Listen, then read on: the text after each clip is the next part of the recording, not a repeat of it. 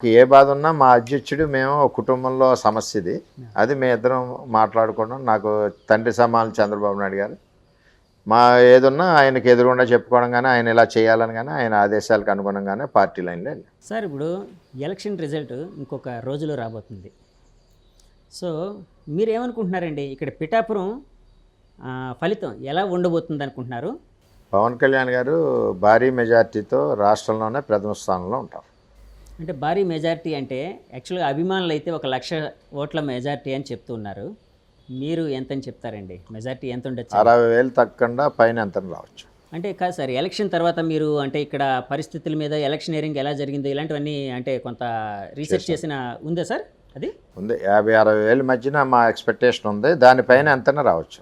Sir అప్పట్లోని యాక్చువల్గా YCP వాళ్ళు అంటే అది తప్పు కూడా కాదు, ఎందుకంటే వైరుపక్షాలు అంటే అవతల వ్యక్తిని ప్రత్యర్థిని ఓడించడానికి ఏమైనా చేస్తారు అన్ని రకాలుగా. మీ పార్టీ కూడా అందులో తక్కువేం లేదు, ఫ్రాంక్గా చెప్తున్నా. అంటే వాళ్ళు సోషల్ నెట్వర్క్లో వాళ్ళు ఎలా చేశారో మీరు దానికి ఎదుర్కోవడానికి అలాగే చేశారు, అలాగే మీరు చేస్తున్నారని వాళ్ళు కూడా చేసినట్టు చాలా సందర్భాల్లో మనం తెలుస్తూ ఉంది. యాక్చువల్గా వర్మ గారు పవన్ కళ్యాణ్ గారికి అంటే సపోర్ట్ చేయట్లేదు. ఆయన ఇంటర్నల్గా అంటే చంద్రబాబు నాయుడు గారు చెప్పారు కాబట్టి ఆయన ఎదురుగా చేస్తానని అన్నారు, కానీ ఆయన అయితే ఆ మూడ్లో లేరు. వర్మ గారే పవన్ కళ్యాణ్ గారిని ఓడించబోతున్నారని చెప్పి కొన్ని వార్తలు అయితే వచ్చాయండి. అలాంటివి మీ దృష్టికి వచ్చేసారు అప్పట్లోని? అంటే ఎలక్షన్ ముందు కుక్కల బోళ్ళు మరుగుతుంటాయండి.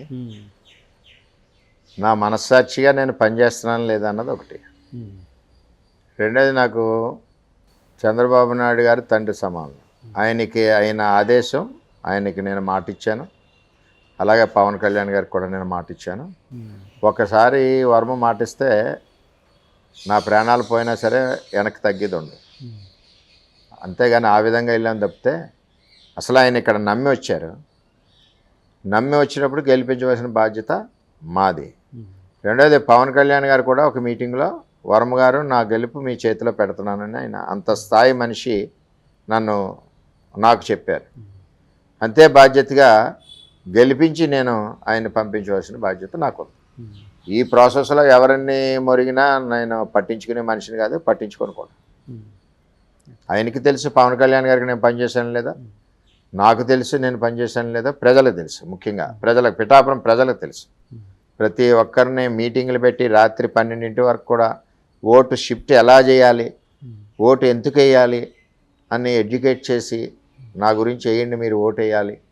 ఆఖరికి 2014లో మన దొంగరం గుర్తు, ఇప్పుడు నాది గ్లాసు గుర్తు, నాదే గ్లాసు గుర్తు అనుకోండి, మీరు ఓటేయండి, అన్ని కష్ట సుఖాల్లో మేము ఉంటాం.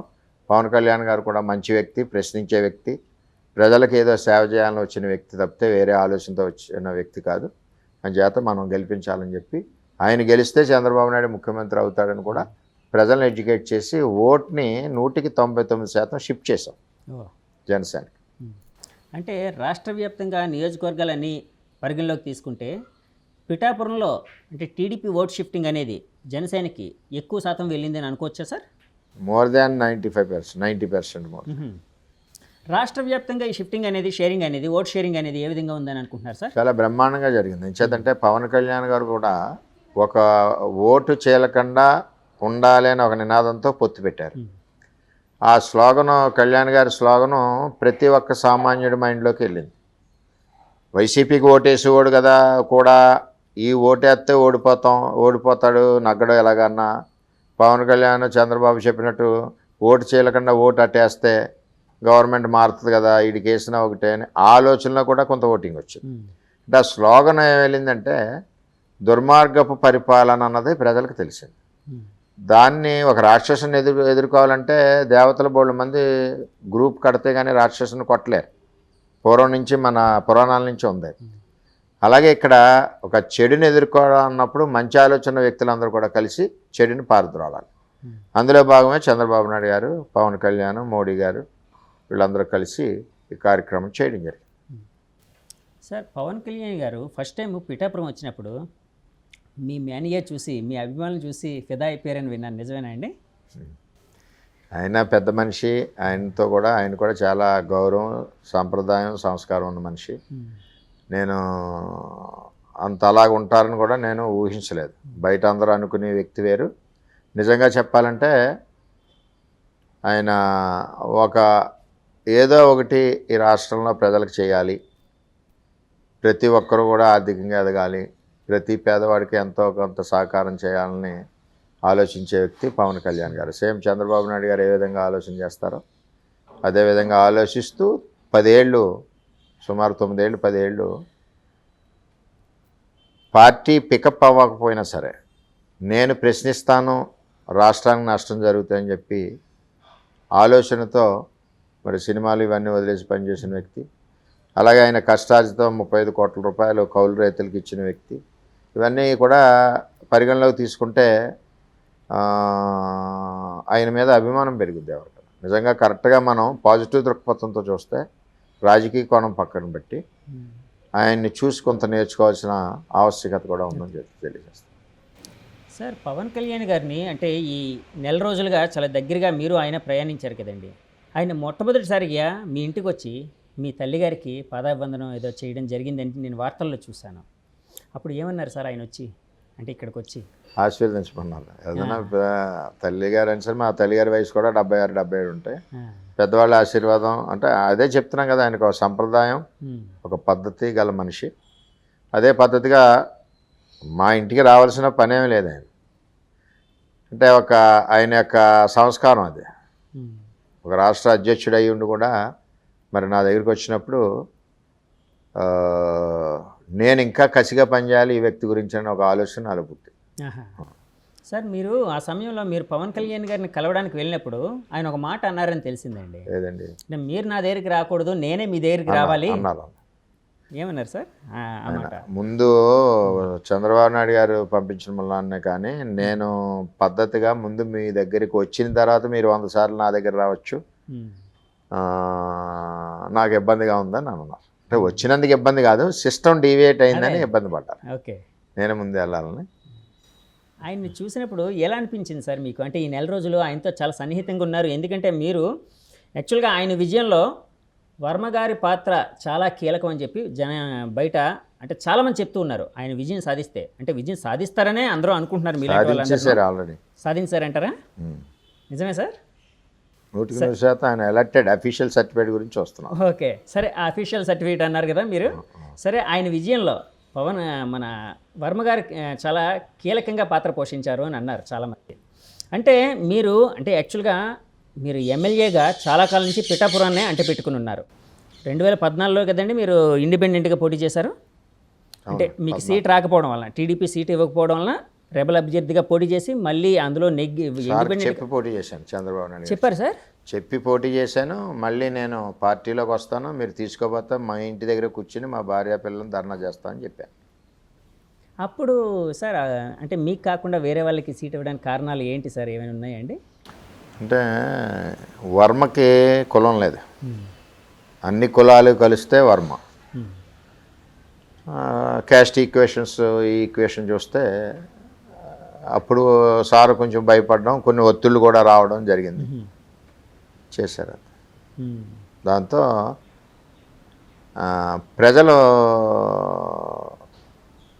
కోరిక మీద, ఒత్తిడి మీద నేను నిలబడదు. నేను వేయలేదు నామినేషన్. 20,000 మంది ప్రజలు ఆఫీసులోంచి నన్ను ఎత్తుకుని 3 కిలోమీటర్లు నడిచి తీసుకెళ్ళి నామినేషన్ వేయించారు. 25,000 మంది ప్రజలు. ఆ సమయంలో మీకు వైసీపీ నుంచి కానీ ఇంకా ఇతర పార్టీల నుంచి జనరల్గా వాళ్ళు ఎప్పుడు ప్రయత్నాలు చేస్తూనే ఉంటారు. ఏ రాజకీయ పార్టీ అయినా ఎదటి పార్టీ నుంచి లాక్కుని లబ్ధి పొందాలని చూస్తుంటారు. అది ఫార్మల్గా జనరల్గా మన పార్టీ అని అలా చేస్తాం. వాళ్ళు ఆ విధానంలో ఉన్నారు, కానీ నా క్యారెక్టర్ ఆ విధానానికి లొంగిపోయే క్యారెక్టర్ కాదు. కాబట్టి మనం ఏదన్నా ఎప్పుడైనా చంద్రబాబు నాయుడు తప్పితే నాకు వేరే ఆలోచన. సార్, పవన్ కళ్యాణ్ గారిని ఓడించడానికి వైసీపీ వాళ్ళు సర్వశక్తులు ఒడ్డారు. ఎందుకంటే ఒకవైపు కాపు నాయకులు ముద్రగడ పద్మనాభం గారు ఇలాంటి వాళ్ళందరినీ తీసుకుని వచ్చి కూర్చోబెట్టారు. తర్వాత చంద్రశేఖర్ రెడ్డి గారు ఇలాంటి వాళ్ళందరూ వచ్చారు. సో చాలామంది నాయకులు అంటే మన జగన్ గారు ఆయన పులివెందుల ఎన్నికని అంటే అందులో పోటీని ఒక ప్రతిష్టాత్మకంగా తీసుకున్నారో లేదో తెలియదు, కానీ పవన్ కళ్యాణ్ గారు ఓడించడాన్ని మట్టుకు వైసీపీ నాయకులు జగన్ గారు చాలా ప్రతిష్టాత్మకంగా తీసుకున్నారు. సో ఆ సమయంలో మీకు కొంతమంది డబ్బులు ఇవ్వడానికి కానీ లేకపోతే పదవులు ఇస్తామని చెప్పి అంటే మీకు కొన్ని ఆఫర్స్ వచ్చాయని చెప్పి కొన్ని వార్తలు అయితే వచ్చాయండి. నిజముందా సార్ అందులోని? ఇప్పుడు జనరల్గా ఇప్పుడు చెప్పాను కదా, ప్రతి పొలిటికల్ పార్టీ కూడా ఎదట పార్టీని వీక్ చేయడానికి కానీ ఎదట వ్యక్తిని దెబ్బతీయడానికి కానీ చాలా రకాల ప్రయత్నాలు చేస్తుంటారు. కానీ అక్కడున్న క్యారెక్టర్ గల వ్యక్తులు ఉన్నప్పుడు ఆ ప్రయత్నాలు ముందుకెళ్ళాలి. కాదు సార్, సరే అంటే మీ విషయంలో సరే వాళ్ళ ఆటలు సాగలేదు అని అనుకుందాం. అంటే కాదు, మీకు ఆఫర్ వచ్చిందా సార్ ఇలాంటి ఆఫర్? అది జనరల్గా మామూలుగా జరిగే ఉండే వ్యవస్థ కదా అది. మనం కూడా ఇప్పుడు అక్కడ ఎవరైనా డిఫర్ అవుతే నేను ఇది క్రైసిస్ మేనేజ్మెంట్ చాలా చేస్తుంటాను, ఓకే, వెంటనే క్యాచ్ చేయడానికి ప్రయత్నం చేస్తుంటాం. అవి మామూలు, అవి పెద్ద పట్టించుకోవాల్సిన అవసరం లేదు. అంటే ఈ క్రైసిస్ మేనేజ్మెంట్ అనేది పొలిటికల్ పార్టీలో సర్వసాధారణం ప్రతి చోట. సార్, ఎలక్షన్ ముందు వరకు మీకు ఇక్కడ ఈ ఎన్నిక ఏమని అనిపించేదండి? పవన్ కళ్యాణ్ గారి పోటీ ఎన్నికని అంటే ఏ విధంగా చూసేవారు? అంటే కాన్ఫిడెంట్గా ఎలాగైనా పక్కాగా ఇందాకలు అన్నారు కదండి, 50-60 వేల ఓట్ల కంటే కూడా ఎక్కువ వచ్చే అవకాశం ఉంది, తక్కువ 60,000 ఓట్ల మెజారిటీ అన్నారు కదండి. ఫస్ట్ నుంచి అదే స్టాండ్ మీద అనిపించిందా, లేకపోతే రోజులు గడిచే కొద్దీ ఆయన ఆదరణ అనేది పెరుగుతూ అలాగే అనిపించిందా? నాకైతే గెలుస్తారని నమ్మకం ఉంది. ఎట్టి పరిస్థితుల్లోనే హయ్యెస్ట్ మెజారిటీ తీసుకురావాలన్న టార్గెట్లో నేను ఉన్నాను. దాంతో ఓట్ షిఫ్టింగ్ మీద దృష్టి ఎక్కువ పెట్టి ఎక్కడికెక్కడ గ్రామాల్లో మీటింగ్ పెట్టి బీసీలు, ఎస్సీలు, మిగిలిన కమ్యూనిటీలన్నీ మీటింగ్ పెట్టి గెలిపించడానికి, ఎందుకు గెలిపించాలి అన్నది ప్రజలకు అర్థం అయ్యేలా చెప్పాను. ఆయన యొక్క క్యారెక్టరు, ఆయన 10 ఏళ్ళ నుంచి పోరాటం చేసింది పవన్ కళ్యాణ్ గారు, రైతుల కోసం ఆయన కష్టార్జితం ఇచ్చింది కానివ్వండి. అదేవిధంగా ఇక్కడ చంద్రబాబు నాయుడు గారు ముఖ్యమంత్రి అవ్వాలంటే పవన్ కళ్యాణ్ గారి సపోర్ట్ ఉండాలి. నేను అంటే అక్కడ క్వశ్చన్ ఏమొచ్చిందంటే, నేను పక్కకు జరుగుతానమ్మని ఒక భయం ఆలోచన ఉండేది వాళ్ళకి. లేదు, నేను వీళ్ళకి ప్రజలకి నేను నిరంతరం ఇదివరకు ఎలా ఉన్నానో అదేవిధంగా మీ కష్టాల్లో నేను ఉంటానని చెప్పి కూడా హామీ ఇచ్చాను. దాంతో ఓట్ షిఫ్టింగ్ అన్నది పర్ఫెక్ట్గా జరిగింది. సార్, ఇప్పుడు అంటే ఇంకా 1 డే ఉంది, అంటే ఏ విధంగా ఉండొచ్చు అని అనుకుంటున్నారండి ఫలితం, రాజకీయ ఫలితం? 2014 40 సర్వేలు వచ్చినాయి, exit polls 35 exit polls surveys కూటమికి చెప్పారు. అనుకోవడం ఏమీ లేదు, కూటమి ప్రభుత్వం గవర్నమెంట్ని ఫామ్ చేస్తుంది. 4వ తారీఖు నాడు అత్యధిక మెజార్టీతో రిజల్ట్స్ వస్తాయి. ఓకే సార్, ఎగ్జిట్ పోల్స్ మీద అంటే మీకు తెలియదు ఏం కాదు, అంటే సీనియర్ రాజకీయ నాయకులు ఎన్నో ఎగ్జిట్ పోల్స్ చూసుంటారు. కానీ ఎగ్జిట్ పోల్స్లో చాలా మటుకు కూడా అంటే శాంటిటీ అనేది చాలా తక్కువగా ఉంటుంది. అంటే దగ్గరికి ఆ నెంబరు ఏదైతే చాలామంది ఎగ్జిట్ పోల్స్ అని చెప్పి రకరకాల నెంబర్లు అయితే చెప్తున్నారు, కానీ చాలా దగ్గరగా వెళ్ళిన అంటే ఫలితానికి దగ్గరగా వెళ్ళిన ఎగ్జిట్ పోల్స్ చాలా తక్కువ ఉంటాయి కదండి. మీరు ఇప్పుడు అన్నారు 35 ఎగ్జిట్ అంటే సంస్థలు మాకు ఫేవర్గా ఇచ్చారు. నేషనల్ సర్వీస్ కూడా ఇచ్చారు, ఇండియా టుడే కానీ, CNN కానీ, రిపబ్లిక్ టీవీ కానీ. అంటే వీటన్నిటికంటే మాకు దగ్గరగా ప్రజల్లో చూసి దాన్ని బట్టి చూస్తే ఆల్రెడీ 100% అంటే మన కూటమి ప్రభుత్వం వస్తుందని చెప్పి తెలియజేస్తుంది. సార్, ఇప్పుడు చంద్రబాబు గారితో మీకు ఒక ఫాదర్ అండ్ సన్ రిలేషన్ అని చాలాసార్లు విన్నానండి. అంటే ఇందాకలు కూడా అన్నారు అన్నమాట, ఒక పితృ సమానులు ఇలాగని. యాక్చువల్గా నేను నా దగ్గర ఒక ఆడియో ఉందండి చంద్రబాబు గారిది. సో ఆడియో వినిపించి అడుగుతాను క్వశ్చన్. వీడియో కూడా ఉందండి. అలాంటి వ్యక్తి అక్కడ పోటీ చేసినప్పుడు ఒక పొత్తు ధర్మంలో వర్మ గారికి